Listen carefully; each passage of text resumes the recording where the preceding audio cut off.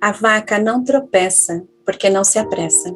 Quando a carroça leva, inclusive quando a carroça leva mais peso do que ela pode suportar. Então, olha que interessante, né? De uma forma geral, grande parte dos poemas do imperador Meiji abordam a natureza, aspectos que envolvem a sabedoria divina da natureza, né? E possivelmente, quando ele fez esse poema, ele estava observando uma vaca no pasto, né? Então, a contemplação da natureza, as estações, a forma como que os pássaros se portam, os animais, tem todo um contexto divino, que quando a gente tem um olhar sábio para isso, a gente adquire lindas lições, né? Então, nessa contemplação tem um aspecto muito grandioso, né? E nesse poema que possivelmente, né, como eu falei, o imperador Meiji ele fez olhando para alguma vaca no pasto, né?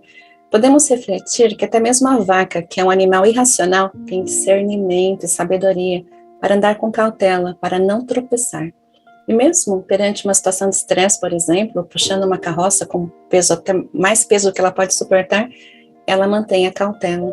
Esse poema também nos traz um convite para a gente reavaliar a nossa rotina no dia a dia, para que mesmo perante situações de estresse, devemos sempre agir com cautela e sabedoria.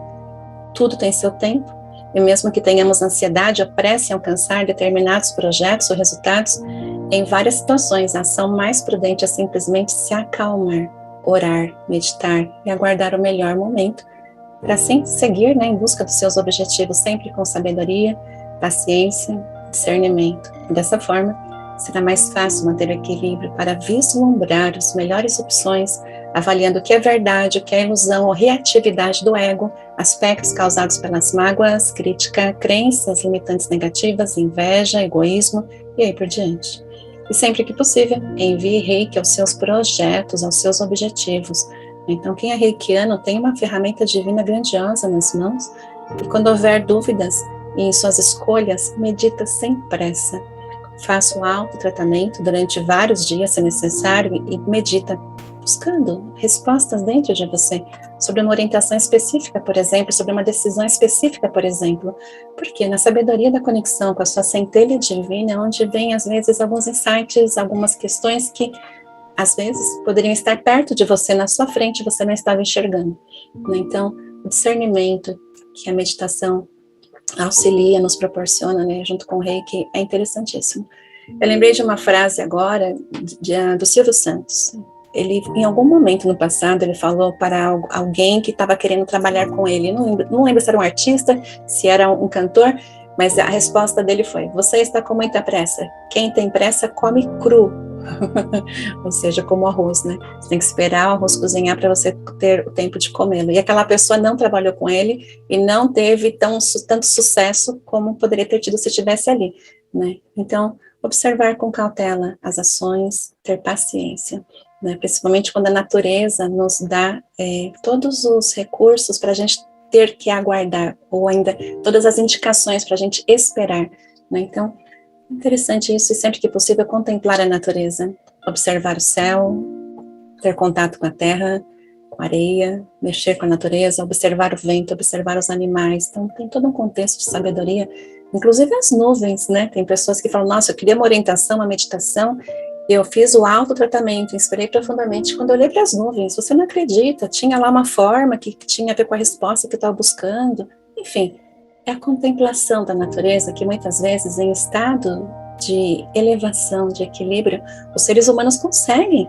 estar observando nos sinais alguns insights, na verdade é inconsciente, mostrando, direcionando o olhar para aquela situação. Por exemplo, algumas pessoas buscam orientação, insights sobre algumas questões específicas, abre a internet e vê uma mensagem que era a resposta que ela estava querendo. Então essas sincronicidades, elas são mais fáceis de serem contempladas quando estamos em estado de equilíbrio, principalmente em estado de meditação. Eu trouxe aqui para vocês um trecho do livro Geometria Sagrada Angelical. Olha só o que eu coloquei nesse livro. Cada indivíduo dentro de uma sociedade, nação ou planeta tem importância fundamental no equilíbrio do todo, mesmo que grande parte das pessoas não tenha consciência disso. Os seres humanos possuem uma grandiosa usina divina dentro de si mesmos, que é a força existente em sua mente, em seu coração, em sua alma. A forma como algumas pessoas têm sua usina divina mais ou menos ativa depende do seu grau de evolução, autoconhecimento e, acima de tudo, da sua vontade consciente de evoluir com fé e amor. E a maneira como as suas emoções são vibradas influencia não só a si mesmo, mas também aqueles à sua volta e o próprio ambiente que frequenta. Um aspecto muito interessante que vale a pena destacar é que os seres humanos aceleram seu processo evolutivo quando vibram energias positivas aos seus semelhantes, desejando-lhes com sinceridade bênçãos de luz em todos os sentidos, principalmente no âmbito familiar. Por quê? É na família que estão os maiores desafios, principalmente a superação, as missões de vida, né? Então, quando você aceita, agradece, compreende, né, os seus familiares, independentemente do vínculo parentesco, mas que fazem parte do seu sistema familiar, é mais fácil você, assim, superar suas diferenças em qualquer aspecto limitante, que até então você estava, por exemplo, numa situação de vítima, e você percebe que não é bem assim, está tudo bem, cada um pode ser como quiser e está tudo bem, né? São imensuráveis os benefícios que recebemos da energia universal divina, Deus, quando direcionamos nossas orações e energias de forma correta para nós mesmos e em prol de bênçãos aos nossos semelhantes. No que diz respeito ao autoconhecimento e no cuidar-se, pensar primeiramente em si mesmo não é egoísmo, mas sim um ato de amor próprio, porque se você está melhor consigo mesmo, poderá auxiliar mais aqueles à sua volta, e dessa forma você contribuirá grandiosamente com a formação de um mundo melhor. Aqui um outro slide interessante. Pessoas que se amam têm decisões mais assertivas, têm maiores chances de obter sucesso duradouro em todas as áreas da vida e são mais felizes. Por quê? Porque à medida que você se ama, se respeita, o seu próprio inconsciente ativa mecanismos de buscar em si mesmo as respostas certas, porque você não precisa sofrer.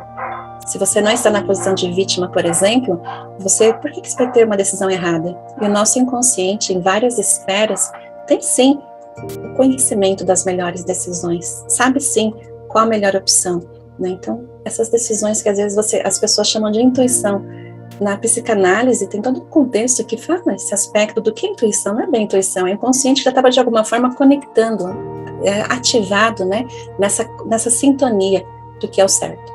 Se alguém tem, por exemplo, algum sistema de crença limitante negativa muito arraigado perante uma decisão de um caminho, o caminho está aqui, chega uma hora que tem uma bifurcação, para lá ou para cá, aqui é o caminho certo, aqui é o errado, e a pessoa se coloca numa posição de vítima, qual que é o melhor, talvez o inconsciente fala, é aquele caminho.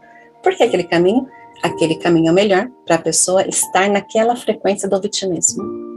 Então, se você está em equilíbrio, em paz, em harmonia, está bem consigo mesmo, com as pessoas do seu sistema familiar, você vai com certeza ver que o caminho certo é aquele, não tem dúvidas com relação a isso.